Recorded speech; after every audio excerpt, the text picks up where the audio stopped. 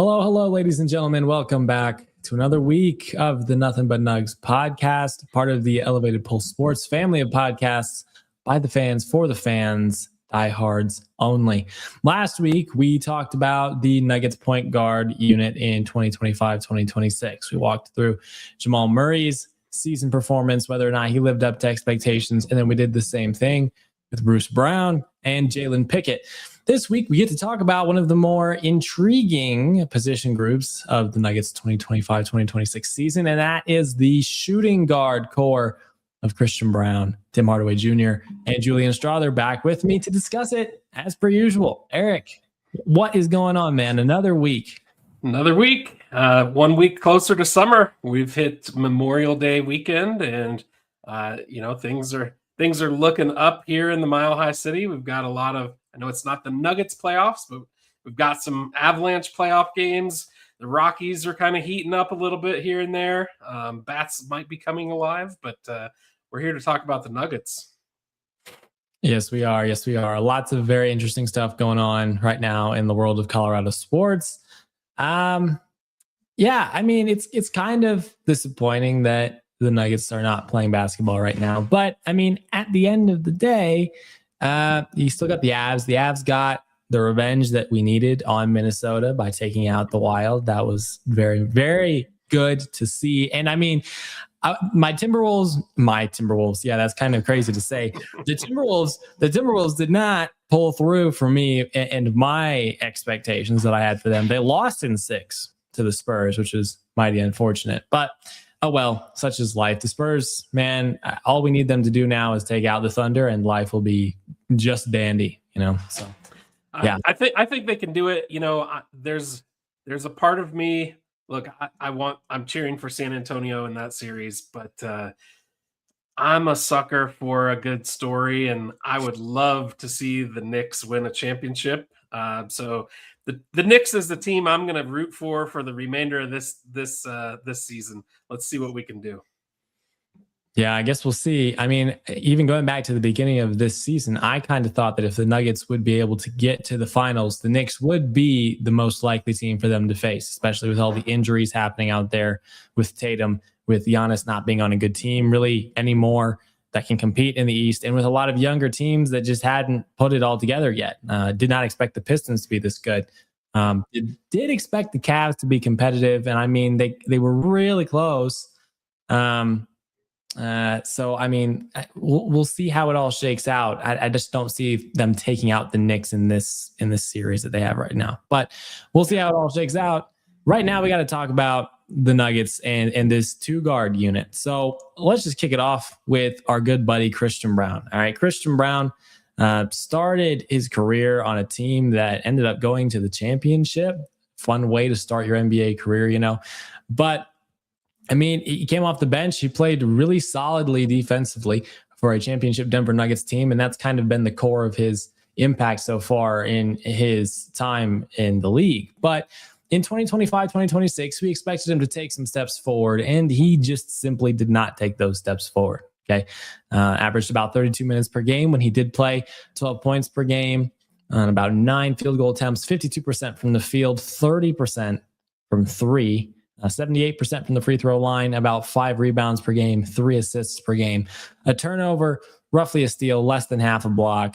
Overall, a plus minus of 6.6. If you take a look at his general shot distribution, he took mostly 2-pointers, which is not abnormal. Okay, 63% of his shots were from 2-point range, 37% of them were from 3. Most of his shots in general were less than 10 feet from the basket, and the second largest number of shots that he took were catch and shoot shots, presumably from around the 3-point line. That is Christian Brown. Obviously, the most notable thing that people are going to think about Christian Brown for after 2025-2026 is getting a $125 million contract extension and then not staying on the court, playing just barely over half of the season in the regular season, and then not really playing well when he was out there. So, Eric, just in general, what did you think of Christian Brown's 2025-2026 season? Availability. That is his number one ability or inability for this season. He only played 44 games. coming into the season, the expectation was not that he was just going to be a nice role player. They were looking at him to be the full-time starting shooting guard that could defend at a high level, much like you talked about in that championship run. He does run the floor pretty well. I think last year he was one of the league leaders with regards to fast break points. So he's somebody who does run the court well. They expected that from him. He's a good finisher usually at the rim. Saw a little dip in his 3-point shooting. I think a lot of that's maybe just due to the injury, and he lost that explosiveness. When you have an ankle injury where you're talking about torn ligaments in the ankle, that's what it steals. Is it steals that ability to have that explosiveness, to be able to cut, to be able to make those quick, sharp moves. And you could tell it wore on him. They brought him back. Probably, I think Coach said they brought him back a little bit too early, just because they needed somebody to really solidify that shooting guard position. Bringing him back a little bit too early, ultimately, I think ended up hurting him, because then you saw he had to sit out another couple of weeks after coming back early. And it just never really seemed to fully heal throughout the rest of the year. Even in the playoffs, he was dealing with a calf injury, which, I'm not going to say it's directly related to the ankle, but that's how those type of things work. Is you typically, when something's not fully healed, you typically start to see injuries come up in other places. And I think that's what happened with Christian. But um you know for me, I think he didn't have that explosiveness. We didn't get to see him grow into, I think, what the Nuggets had hoped, certainly after signing that large extension. And I guess I won't say that the jury's still out on him. I think we know what Christian Brown is. Unfortunately, unless he takes a major leap in going into year 4, I think next year, sorry, year 5 next year, unless he takes a major leap with his ability to shoot, I think we know who he is. He is going to be a 15 point, kind of max type of guy, 15 to 17 point. That's going to be his ceiling, I think. He's got to play better defense than what he showed to be able to play in the playoffs, certainly. And they've got to be able to, really count on him to be able to knock down open shots. You broke down his shooting profile. It is his 3 points, his 3-point shooting. He shot 30% this year. That's not good enough for a 2 guard in this league, and especially a guy who, he basically does not have a mid-range game. He does not take mid-range shots. So his game is either 3 or finish at the rim and in the paint, so to say. And he's really good at finishing in the paint, but he needs to kick up that 3-point percentage, I think.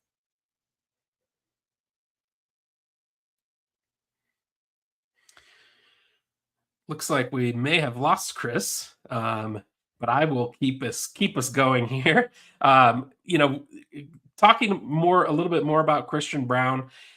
When it comes to, I talked a little bit about his mid-range shot and his inability to really, take a mid-range shot on the season. He really only shot the ball about 30 times. Hey, Chris, welcome back. My internet decided to just KO me in the middle of your amazing sentiment. Oh, good. But I was just talking about how really Christian's mid-range shot doesn't exist. It's non-existent. He doesn't have a mid-range shot. So it's really feast or famine with the 3 or finishing at the rim, and most of his finishing at the rim is done on the fast break. So he needs to improve in the offseason from the 3-point line, no doubt. Yeah. Yeah. And I mean, here's the thing, right? He is probably the definition of a Nikola Jokic merchant, if that's a thing. His entire play style and his entire success offensively centers around Nikola Jokic.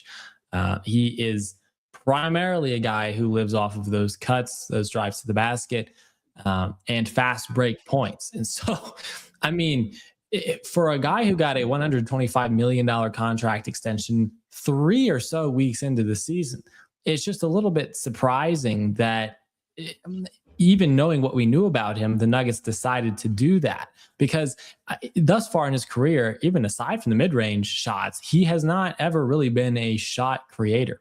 He does not shot create. He cannot create anything in traffic. He can't create a pull-up jump shot. You saw him try to do that a little bit more this season occasionally, particularly from the mid-range, but he's just not a jump shot creator. And so that really kind of limits his role in the offense to mostly cuts and back cuts and playing off of those screens. And in that type of fashion, with that type of play style, it's kind of strange that they would commit to him so much money before his 4th year is up, knowing that he still kind of had a decent amount to prove before getting a contract extension in that amount, especially in today's day and age, right? With the cap situation and money being a lot tighter, with the NBA trying to restrict teams from building these sort of super teams that last for 5 or 6 or so years. So, I mean, so many different questionable aspects here, right? He hadn't ever really proved at this point in his career that he could or was really significantly developing into a shot creator in the mid-range from the three-point line. And for a 2 guard, that's kind of an essential skill. And so that, I think, to me was kind of the most intriguing element of the fact that he got an extension at that point in the year. And now we're kind of in the situation that we're in now, which is, well, you're stuck with a guy, theoretically stuck, right? I mean, it's a 5-year contract. He could still theoretically improve significantly, but you're currently stuck with a guy who is not the most effective $25 million per year 2 guard you could possibly have on your team. And so it's a very unfortunate situation. But like we said, he's got plenty of time to improve that. Defensively, I mean, obviously we talked about his defense briefly, but that has been his calling card, right? He's been known thus far in his career primarily as a guy who can lock up pretty much everyone 1 through 2. He can play solid defense on some small forwards, and that's really about it. What did you think of his defense this season? It was kind of on par with his defense in the 2024-2025 season. Not necessarily the best of his career, right around 114 in terms of his individual defensive rating. Did his defense feel like it lived up to the hype for you in 2026? No, and I think that's just because we didn't see a fully healthy Christian Braun. I mean, I hate to keep coming back to the injury, but this season was an injury-riddled season. You got, I don't remember exactly what it is, but I want to say it's 11, 12 games at the beginning of the season without an ankle injury. Then, pretty early in the season, he hurt that ankle, and then he missed, 38 total games. So we only got to see him play in 44 games. There are spurts where he played well on defense, but you saw he lost that explosiveness. So he wasn't able to challenge people on the dribble. He wasn't able to get his hand in those passing lanes as much as he had. At least that's what it felt like as I watched. Maybe his statistics still, kind of showed that.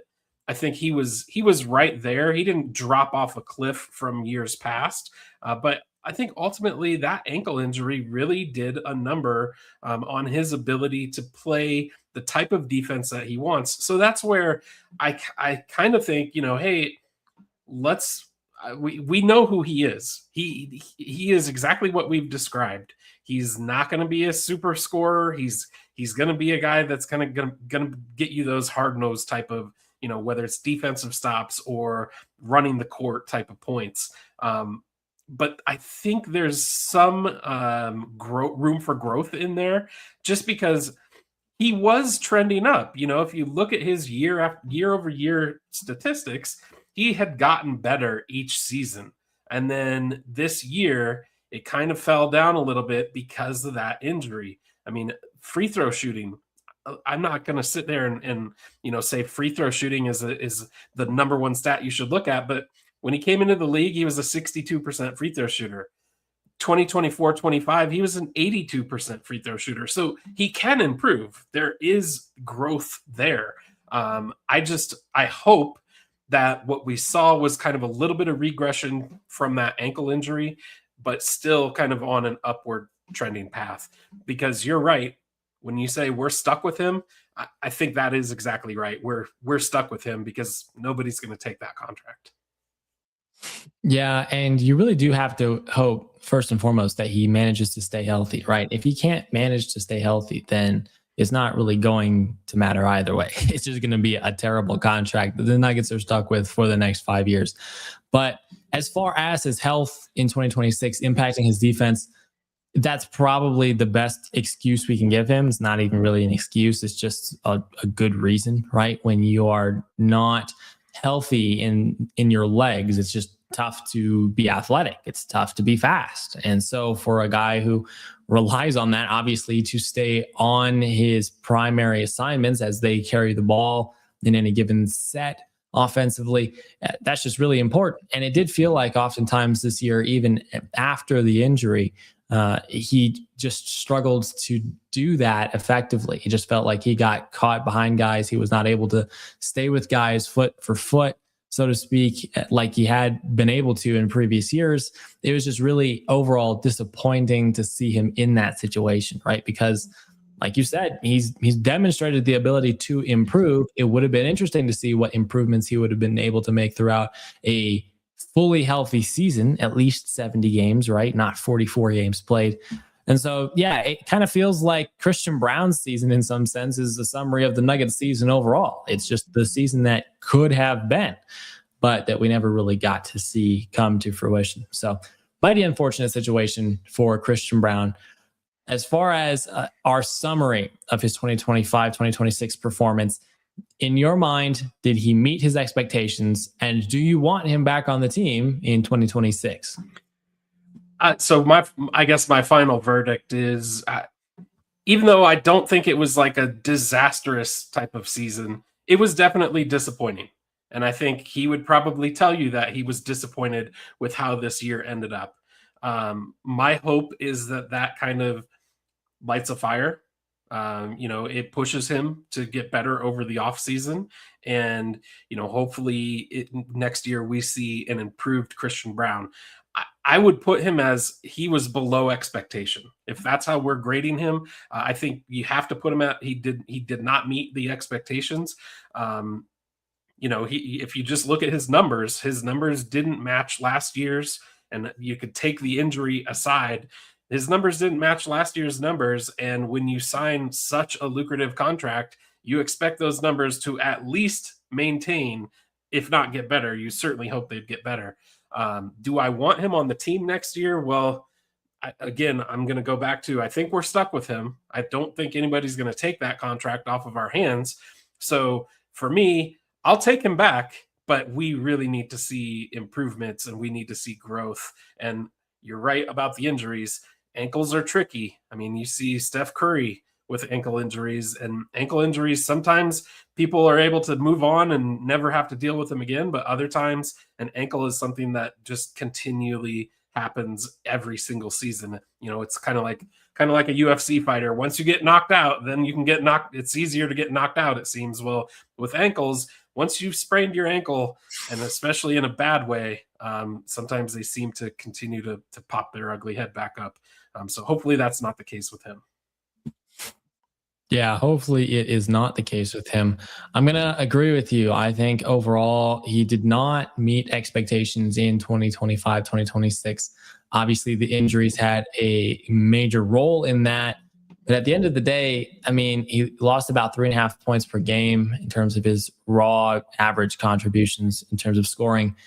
His shot percentage dropped by like 6 or 7 points, and his 3-point percentage dropped by about 9 points. So it's a pretty significant drop off, even though he was injured and kind of struggled coming back from those injuries. But overall, yeah, expectations were not met. There's still plenty of potential. He's obviously still a very young player relatively in his career. Is it unfortunate that we're strapped to him with this kind of contract over the next 5 seasons? Yes, it is, especially since you probably want some financial flexibility to build a slightly different, if not significantly different, team of role players around Nikola Jokic based on what you've seen the last 2 or so years. But overall, expectations not met for Christian Brown. Do I want him on the team next year? Yeah, I don't have an issue with him being on the team next year. I wouldn't force him out. Ideally, I would, if I had the opportunity to get a better quality role player, more experienced veteran 3-and-D player who can at least knock down catch and shoot threes at a higher clip, or just put him in some sort of package for another true all-star type of player, kind of like we mentioned last week, maybe a Jaylen Brown type of deal in some sort of 3-team trade to make money work. I wouldn't have an issue seeing him go. But would I try to force him out? No. And since it's very likely that no one's going to want to take that contract, I have really no issue with him being on the team again in 2027. So that is the verdict on Christian Braun. Moving on to, well, from a guy who was kind of very below expectations, Tim Hardaway Jr., man. Let's talk about Tim Hardaway Jr. next, because man, oh man, when they signed him in the offseason, I expected him to be significant quality veteran depth. I did not expect sixth man of the year finalist out of Tim Hardaway Jr. in 2025, 2026. So here's what the good old stats for Tim Hardaway Jr. were in the regular season. Okay, he played 80 games. Not only was he good, he was just durable. He was out there a lot of the time. Averaged about 27 minutes per game, about 14 points per game, 45% from the field, 41% from three on 7 attempts per game, by the way. 81% from the free throw line, 3 rebounds per game, just over an assist a game, just under a turnover a game, actually about half a turnover a game, about half a steal per game, and a plus minus of 2.5. As far as his shot distributions were concerned, he took more threes than twos in 2026. 51% of his shots were threes, 49% were twos. Most of his shots were catch and shoot, the second most being from less than 10 feet. This is Tim Hardaway Jr. in 2025, 2026. Eric, what do we think about Tim Hardaway Jr.? Look, Tim Hardaway Jr., when he was brought in, it was his role, I think, was clearly defined for him. We need you to come in and be somebody who's going to come off the bench and score and make it so our second team, so we don't have to talk about those non-Jokic minutes. And I think Tim Hardaway Jr. was a home run by the Nuggets. It was, in my opinion, I go back and forth between Valanciunas and Tim Hardaway as to who was the best signing that they had in the offseason. I lean a lot on Val just because it was the first time we ever had a true, real backup center for Jokic. But Tim Hardaway, I think he exceeded all expectations. You talked about it. From 3-point land, what's this? This is what I had written down in my notes. He made 224 threes on 550 attempts. 550 threes. That's a lot of 3-point. That's a lot of shots to get up there. And he shot it at a 41% clip. That's exactly what we needed. We needed somebody who could, spread the floor, punish defenses for loading up on Jokic and Murray. And really, he came in and he provided that veteran scoring that we had hoped we were going to be able to get. Did he come in and play the greatest defense? No, he's not known to be. We didn't ask him to be like a lockdown defender, or, there were times where we did give him the ball. I think that was one of the things that he might have been a little surprised with. We asked him to handle the ball a little bit more than maybe what he had done in the past and what he had been used to. His job is generally not going to be a primary creator. He's a catch and shoot guy. He is a guy that if you get him open space and get him the ball, he's going to knock down the shot. So he was brought in to be that high volume shooter. He definitely was a high volume shooter. We asked him to help that second team and potentially help close games. If we ever needed to have him in there to close games as well. And there were times throughout the season, just due to injury and due to circumstance, that we did have him help close games, and he did a great job. So it was a monster shooting season for him.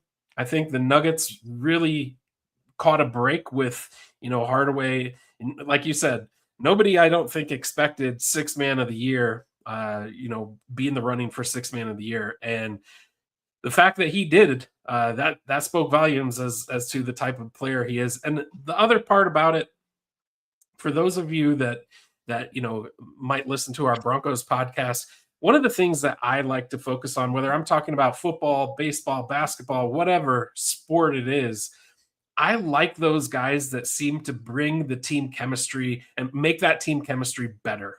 And that's what Tim Hardaway was. He was kind of a glue guy that made it seemed like he was well liked in the locker room. He kind of he fit in with the Nugget players right away, and his job was kind of made easier because of that natural fit. And those are the kinds of players that I really love to see in Denver, and that I like to cheer for. So for me, Hardaway was an absolute home run.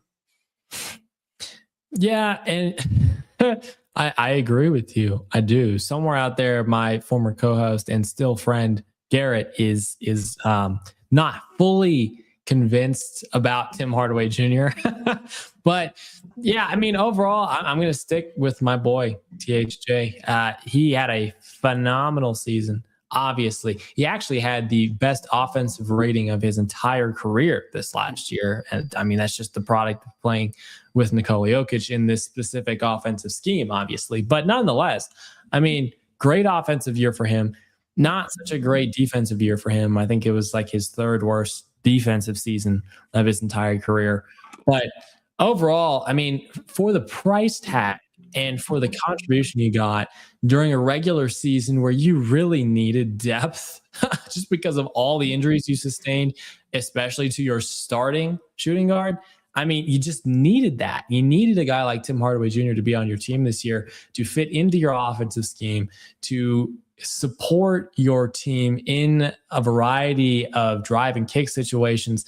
And for whatever reason, yeah, I'm not necessarily sure why they used him as a primary ball handler so much. They ran a lot of pick and roll with him. That really wasn't the best situation that we saw him in during the season. It felt like he was, at least with respect to picks, at least it looked like pick and pop was his best situation. He would just come off a pick, shoot it, and he got a good look and knocked it down. For whatever reason, that, especially in the playoff series against Minnesota, was just completely absent, it felt like. And I know that's probably where some of the Tim Hardaway Jr. critics might come in and say, well, okay, regular season, he was all right, which would be a drastic understatement. But in the postseason, he kind of just wasn't there. I mean, he had 16 points in game 2 in that loss. He had 13 points in game 6 in that loss. I mean, all things considered, he really only had that one bad game. That was game 4, where he shot 30% from the field and didn't make a single 3 in 6 attempts. Otherwise, they just didn't really get him the ball as often as they probably should. Otherwise, you would have seen closer to regular season type of Tim Hardaway Jr. numbers. So I think schematically, that's the reason you didn't get more out of Tim Hardaway Jr. in the playoffs than you could have. But I guess that's just me. As far as Tim Hardaway Jr. meeting expectations in 2026, did he meet expectations? And do you want him back on the team in 2026? I feel like he did meet expectations. Now, I will throw the caveat out there, and I agree 100% with you. If I'm looking at the playoffs, if I focus in on just the playoffs, I would say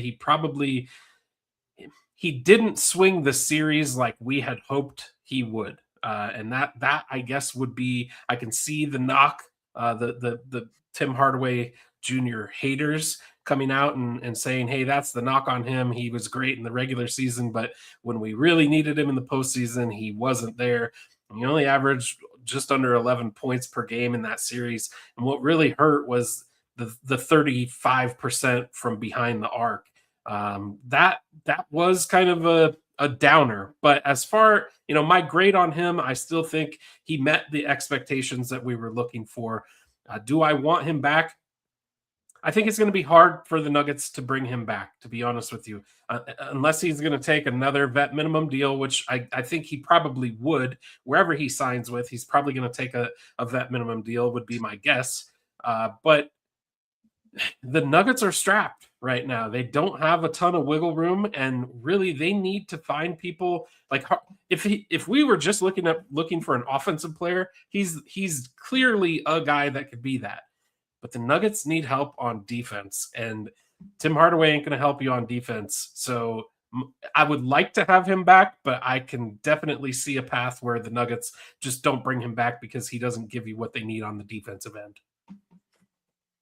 Yeah, I'm kind of right there with you. So as far as his expectations in 2026, I think he did meet those. I think he actually exceeded those pretty significantly. We got to give credit where credit is due. Okay, guy on a veteran minimum contract, even with the reputation he has had historically throughout the course of his career. I mean, he's in his almost mid 30s by the time the regular season was done. You just didn't know what you're going to get out of a kind of guy at that stage in his career.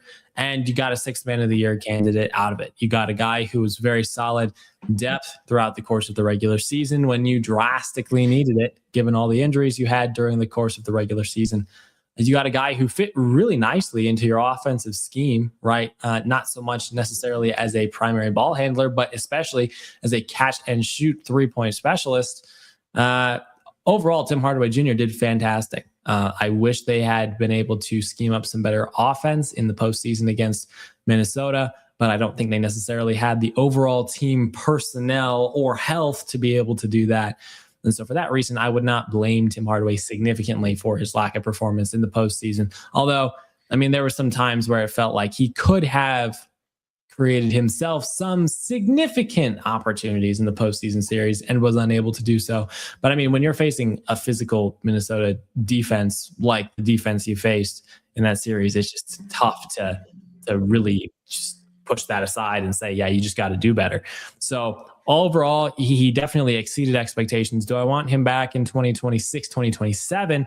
I think if I had to choose, I probably would want him back, but it's just kind of tough. You know, it's tough financially with where the Nuggets are at right now and with their historic tendencies of not wanting to push certain cap-based financial limitations too far. And I mean, coming off of a sixth man of the year award, I'm not necessarily sure he would get a minimum contract. I'm sure he probably would get a little bit more. Now, at that point, it just depends on how the money would be spread out. But I just don't see the Nuggets being able to afford him making a significant amount of money more than he made last year. And last year he made a minimum. So I don't think he'll be able to come back. But I would definitely love him to come back. I would love, honestly, in an ideal world, for him to almost be the starting two guard on this team, just because of the fact that they need someone out there to spread the floor if you're going to have Jamal Murray out there. And Jamal lives in the mid-range. Joker obviously lives in the paint. It's just nice to have a two guard and a three guard who can knock down perimeter shots consistently. Christian Brown hasn't been able to do that. Cam Johnson kind of took a while during the regular season to be able to do that. And Aaron Gordon just wasn't healthy enough to be able to fit into the picture consistently enough. So Tim Hardaway Jr., as a guy who's out there getting upwards of 27, 28, 29, 30 minutes per game, would be fantastic just for that reason. But, oh, well, I guess we'll see how the finances shake out after certain moves are made in the offseason. We will. Yeah, yes, we will. All righty, moving into our final player that we'll walk through, the final two guard that the Nuggets had throughout the course of the 2025-2026 season. It's Julian Strawther. Okay. I want to say he was actually our late first round pick the year that he was drafted, or he was drafted by someone else in the late first round and we traded for him. Either way, Julian Strawther has been seen as this guy who has a ton of offensive potential. Especially for his size, you know, as a 6'6" two guard, there's a lot that you could kind of work with there. But in 2025, 2026, he didn't really get the opportunities that we expected him to get. He really showed up big for this team when they needed him in the 2024, 2025 postseason. But in the 2025, 2026 regular season, things just didn't shake out for him. He also had his own injury issues. But throughout the course of this season, last season, he averaged about 9 minutes per game, 3 points per game, 29% from the field, 33% from three. Oh, sorry. This is actually the postseason. This is not the regular season. I gotta give him some better props than this. Now, in the regular season, Julian Strawther, it was 15 minutes per game. Okay, 7 points per game, 47% from the field, 39% from three. Okay, that sounds about right. 81% from the free throw line, about 2 rebounds per game, just over an assist per game, about half a turnover a game, not really much with steals and blocks, a 0.4 plus minus. Okay, so not really much there. As far as his shot distributions, he lived primarily inside the 3-point line, which is strange for a guy who's kind of historically been known as a shooter. 53% of his shots were twos, 47% of them were threes.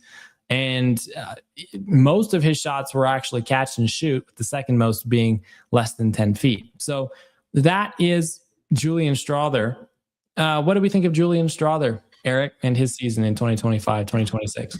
I mean, look, I feel like Strawther really needed to come into this season to prove that he could be more than just this theoretical, knockdown 3-point shooter.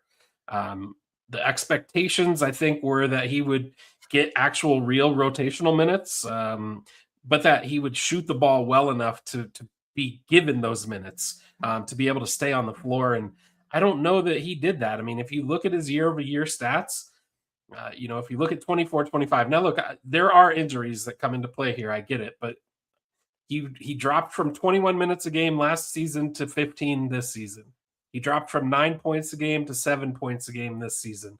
His field goal percentage did go up. His 3-point percentage did go up. So he's shooting the ball a little bit better. So those kinds of numbers they make you wonder what's happening behind the scenes. What is the reason that Adelman can't trust him enough to keep him on the court? Because you did see stretches, certainly when we look back at the playoffs in 24-25 season.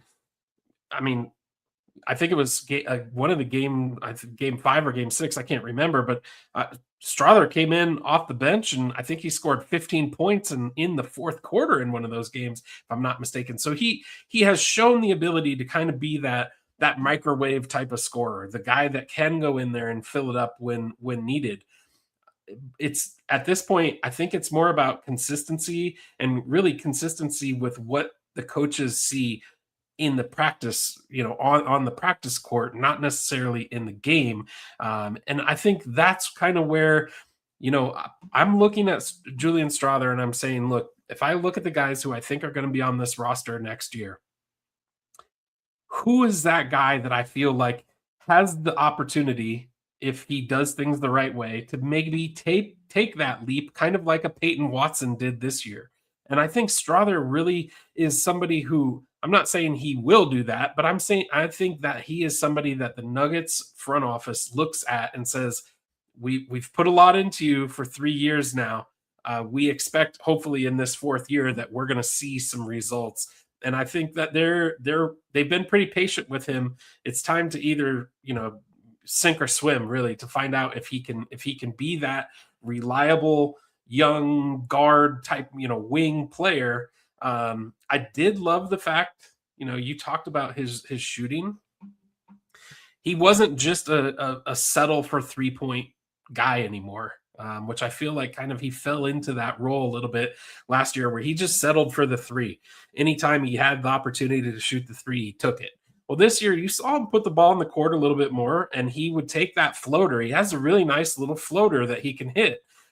He has a little bit of a mid-range game, and he's the type of guy who can shoot the ball well enough that I could see him having a really nice, ability to create for himself, whether it's with that floater or being able to hit the open jumper. So I think Strawther is still a little bit of a mixed bag with, what we see versus maybe what the coaches expect. And hopefully, as we kind of, talked about with Christian Braun, how we want to see that leap, that growth. Hopefully it's really the same thing with Julian Strawther. I think he's a little bit more, he's kind of got that lengthier build, right? So he's a little longer. He plays really solid defense too. It's kind of an underrated part about his game that I think really keeps the coaches intrigued with him, is that sometimes it's just his lack of hustle, or it's just being in the right place. Some guys are just in the right place all the time. Strawther's one of those guys who's not always in the right place all the time. And if he can turn that around and fix that, he might be able to turn into a solid two-way player, with a solid defense behind him. Yeah. Yeah. Hey, this is true. I mean, it kind of feels like at this stage in his career, he does need a similar type of opportunity that Peyton Watson kind of got around year three, year four of his career, the last few seasons. He didn't really play much the first few seasons of his career, but then finally got more consistent opportunity. He wasn't necessarily super consistent when he got those opportunities, but he started to grow into it, and he eventually became the guy who we saw last season when he was healthy. So something similar is what you might ideally hope for with Julian Strother. I mean, like you kind of said, he had a really solid overall season. All right, he had the best offensive and defensive ratings of his career in 2025, 2026. And so, I mean, if you can't retain a guy like Tim Hardaway Jr. this offseason, I think Julian Strother kind of becomes the guy you slot into that new role as your sort of sixth or seventh man off the bench who is primarily out there to go and get you buckets. Now, as far as his play style is concerned, yeah, I mean, he can kind of just score from anywhere on the court. He's got a decent shot when it's on. He's got that little floater, like you mentioned. He can finish really nicely, actually, funny enough, on the fast break. Even though he's not necessarily the biggest, strongest dude, he finds a way to get that done too. So, I mean, there are a lot of offensive aspects of his game to really appreciate. As far as his ball handling, that's also pretty solid. I mean, they tried at least at points earlier in the year, or maybe it was in the preseason. They wanted to give him an opportunity to be a more point guard type of guard. That never really ended up being the case, it felt like. But I mean, it goes to show how much they think of his ball handling ability and ability to be a primary guy who can operate the bench unit at a bare minimum. And so it'll be interesting to see, with him having one more year under contract, just what exact opportunities they give him in 2026, 2027, especially given the point in his career that he's at and the fact that he's actually kind of been a guy who has shown up for them huge when they've needed him to do so. So I guess the consistency aspect is kind of what he needs to build a little bit more of. He didn't start the season necessarily the greatest. All right, had some pretty poor outings at the beginning of the year, but he also had some outings during the course of the season where he dropped 20. He had at least 4 20-point games during the course of the season, a few scoring outputs in the upper teens. So, I mean, it looks like it's just mostly an opportunity for him and to see if he can improve that defense, right? Because if he's not going to be a good enough defender of guards primarily, then it's just tough to get him on the court, especially considering in 2025, 2026, they had Bruce Brown out there. You obviously had Christian Brown, and you had Tim Hardaway Jr., who all kind of did something that Julian wasn't consistent enough at doing. So we'll see what he does in 2026, 2027. As far as his expectations, did he meet expectations in 2025, 2026? And do you want him back on the team in 2026, 2027? I mean, I think he had a good regular season for a young player, but the postseason also ultimately told the truth about him. He still is kind of at that where he's looked at as having promise versus going out there and proving that he can do it. I think that as far as expectations, it's really hard to say because there wasn't a ton of like super high expectation for him. So I think in the regular season, he probably met expectations. I certainly don't think he exceeded expectations, but if we kind of look out further and we include the playoffs, I definitely do not think he met the expectations when it came to playoffs. I mean, he barely played. He didn't get any minutes, and maybe that was kind of more of a.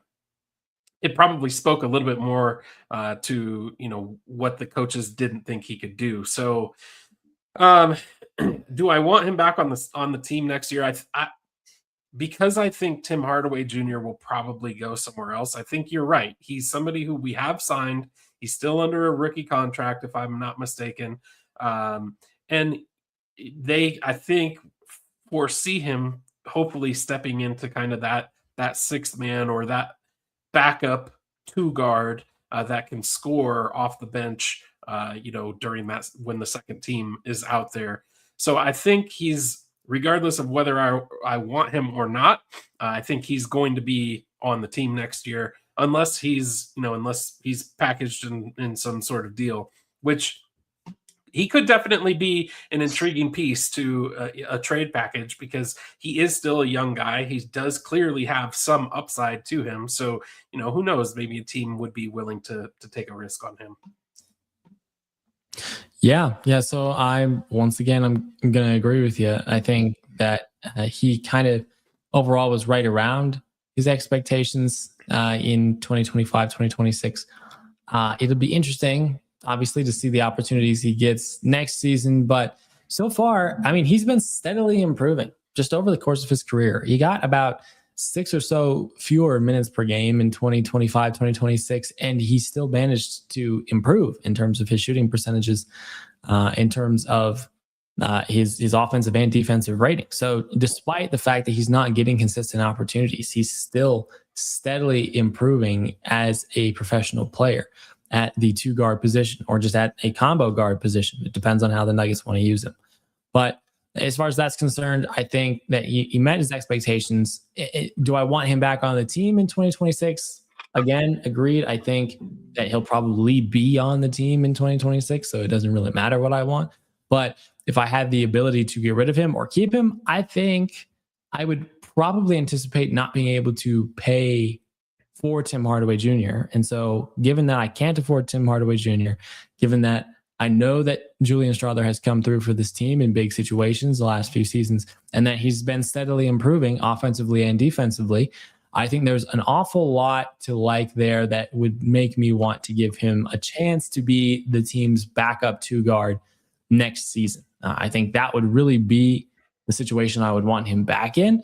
I don't think I'd want him back on this team if he's just going to sit as a 3rd string, because that it doesn't feel like a good use of roster space at that point in time. Does that make sense? It feels like you could, at that point, if you didn't want to give him a consistent opportunity, you could just package him up in some sort of deal, even if it was to shed salary and just improve the team in some way. But if he's just going to sit on the bench, I mean, it's just not a good use of value, unless you're anticipating having another injury-riddled season, especially at the guard position, in which case, I mean, that might make some more sense. But I don't think anyone goes into the season with that anticipation. So, yeah, we'll see how it all pans out. But I'm kind of more of a Julian Strawther fan than I am not. And so for that reason, I would like to see what he might have left in the tank, especially if Christian Braun is still struggling next season to develop a shot.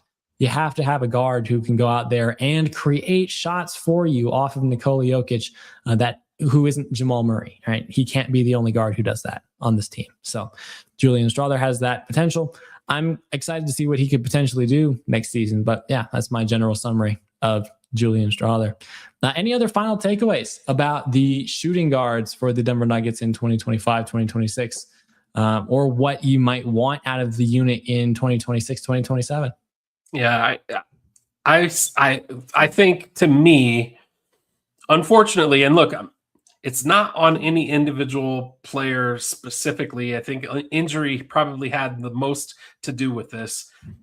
I know Tim Hardaway exceeded expectations and he had a great year, but to me, the shooting guard spot was probably the position group that I was most disappointed in. Just from an overall standpoint of, I felt like the Christian Braun injury really hurt them.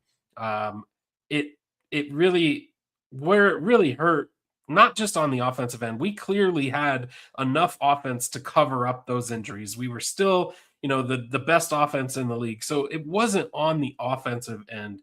Where it really hurt us was on the defensive end. And for a team that has been trying to, throughout the Jokic years, improve on the defensive end, because look, we all love Nikola. He's probably going to go down as a, top center of all time, potentially, certainly, probably top 10 NBA players of all time when all things are said and done. But he's not a great defensive player. He's not a rim protector. He's phenomenal at getting his hands in passing lanes and things like that.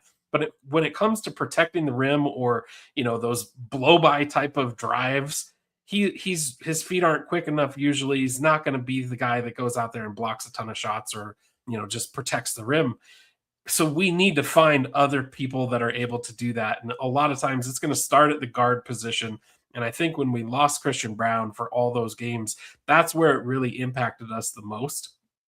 And I think that that's something that as we turn the page into next season, they really have to try to identify guards that can not just, handle the offensive role, whether that's a 3-point, knockdown 3-point guy like Tim Hardaway proved to be this year, but they really need somebody who's going to be able to be either an on-ball or off-ball defender that can really affect how the other team's guards play, because we saw it in that Minnesota series. Their guard play just absolutely killed us. And if we're going to be a team that relies so heavily on Jamal Murray throughout the regular season, we know what that's going to do to him when it comes to the postseason. So we've got to be able to take some of that pressure off of him and have some of our other guards step up to be able to play the type of defense that we saw get played against us in that Minnesota series. So I don't know who those guys are specifically. I really haven't done a whole dive into who's available quite yet, but I think if I'm in the Nuggets front office, and I have, I know they don't have an open checkbook, but if I had an open checkbook, that's what I'm doing, is I'm looking for guys that can go out there and play, not just play strong on the offensive side, but really can stop the ball on defense. And to me, that's where it will make the biggest impact on this Nuggets team. Yeah, those are some good final takeaways. As far as my final takeaways about this group, I think the Nuggets shooting guard group, just like I said earlier, is a perfect summary of the Nuggets overall season. It's the group that you look at and say, what could have potentially been if certain things had gone a different way. For Christian Braun, what would have happened had he not gotten hurt so frequently and for such long periods of time during significant portions of the season? Would he have been able to turn into the guy who could have developed a more consistent shot, who could have still played rather high quality defense more consistently than he did during the course of the season when he did play? For Tim Hardaway Jr., what could have happened in the postseason had they been able to scheme up some better offensive sets and get him some more familiar looks in the flow of the offense? Would that series have gone slightly differently if you got closer to 15 or so points per game from Tim Hardaway in about 30 or so minutes per game? For Julian Strawther, what could have been had he gotten just more consistent playing time in some way throughout the course of the season?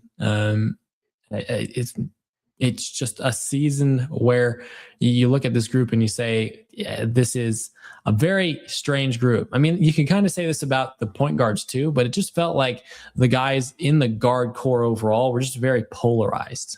They were either really good at offense or significantly better at defense, and there really wasn't a balance between those two. And so the Nuggets have a very interesting guard group. They have a very interesting shooting guard group going into 2026, 2027. It'll be interesting to see what moves get made there. When you look around at some of these other teams that are still playing in the playoffs right now, as we're in the conference finals phase, you look at a team like Oklahoma City, you have Lou Dort, you have Cason Wallace. These are guys who can knock down threes consistently. If you think about Lou Dort, a 3-and-D type of player. If you look at San Antonio, you got a guy like Stephon Castle, who's improved as a shooter, but is definitely more known for being a bigger guard who can get in there, is very athletic, and can throw up down some massive dunks. And so, this is kind of what you're looking at, especially since the Western Conference is the conference the Nuggets have to find a way to get out of, because the next few seasons, it looks like you're going to have to play Oklahoma City and San Antonio in order to get to the NBA Finals, because those two teams are just young and they've demonstrated that they are the best teams in the conference. What two guard do you need in order to compete with those teams, knowing that they actually do have quality two guards who can do things that high quality championship teams need their two guards to do? So it's just a tough situation. What the Nuggets do to try and create a more competitive advantage when you look at some of these other teams they're competing against in the Western Conference to get out of the Western Conference and back to the NBA Finals to play presumably a weaker Eastern Conference opponent should they get that far. But it'll be interesting. It'll be interesting to see what happens in that regard. Any other final thoughts? No other final thoughts. Looking forward to watching some games over the weekend, and hope everybody enjoys their nice Memorial Day weekend. Yeah, absolutely. We'll see how it all shakes out. Obviously, we're going for the Spurs, right? Who are you going for in that Eastern Conference series, though? I'm 100% behind the Knicks. I'm all Knicks all day. Yeah, Cavs and Knicks. Okay, yeah, fair enough. I mean, it's tough to be the Cavs and just let game one slip out of your hands that way, right? Oh man. You know what's really funny about that is, so I've been like a closet Knicks fan for a long time. I'd never go out there and really like cheer for them, but I always have this. I'm a Bronco fan first and foremost, so I hate New England. Right? I don't like the Patriots. I don't like Boston. I don't like the Red Sox. So anytime I can cheer against them, I think that's kind of what drew me to the Knicks. And so we were doing the Bronco podcast on Tuesday. I didn't watch any of the game. I go out after the podcast is over, and I go out and I turn on the game, and I'm like, they're down 25 points in the fourth quarter or whatever. It was 23 points or something. And from the second I turned it on, the Knicks were a completely different team. They went on like a 28-1 run and took the game over. And I was like, I just needed to watch. So sometimes that's the life of a fan. Yeah. The New York Knicks need to send you a care package of some sort. Sounds like You're the one who's responsible for that whole situation turning out the way it did. Yeah. Oh my goodness, man. Yeah, you love to see it. Cool. Well, we'll see how the Knicks do. We'll see how the Spurs do. And we're rooting for that high-powered NBA Finals performance. Actually, how did the Knicks do against the Spurs in the regular season? Knicks. Good question. Spurs regular season. How did that shake out? Oh, man, it did not pull up the results. Let's go to AI mode. Obviously, AI mode is very reliable. Wow, they split. They split. So both teams won their home games, but the Knicks won the NBA Cup game that they played. So interesting. Technically, the Knicks beat the Spurs in the season series if you factor that game in. That would be a very interesting finals. I'm not going to lie. We'll see how it pans out. But yeah, I'm excited for it. Yeah, it should be. Look, both conference finals, I think, even though Cleveland's kind of in a hole right now, down 0-2, I think they have the firepower to get back in. You know, the Knicks have to go and win on their home court. So we'll see what happens in that series. And then I think, when it comes to OKC and the Spurs, if you're a basketball fan and you're not watching that, then you're missing out. I don't know what you're doing. That is must-watch TV for any NBA fan, in my opinion. Those two teams are so evenly matched, and you got guys out there. Look, I don't necessarily appreciate the way that Oklahoma City plays, but they are the best at it. So you can't argue that. And the Spurs are here for it, and they're here to give them everything that they have. So that's a super interesting series. And you have, I don't know how tall Wemby really is. They say 7'5", but there's times when he's out there where it's like he feels like he's 8 feet tall, and he's amazing to watch. Yeah, he's so great. We love to see it. We've been blessed with an amazing conference final situation. So please, if you're watching this episode, go watch those games this weekend and enjoy yourself. But till next week, we will see you then. Have a fantastic week. And we'll be back to talk about the small forward group of the Denver Nuggets in 2025, 2026. So you're not going to want to miss that episode. We hope you enjoyed today's episode. Till then, take care and peace out.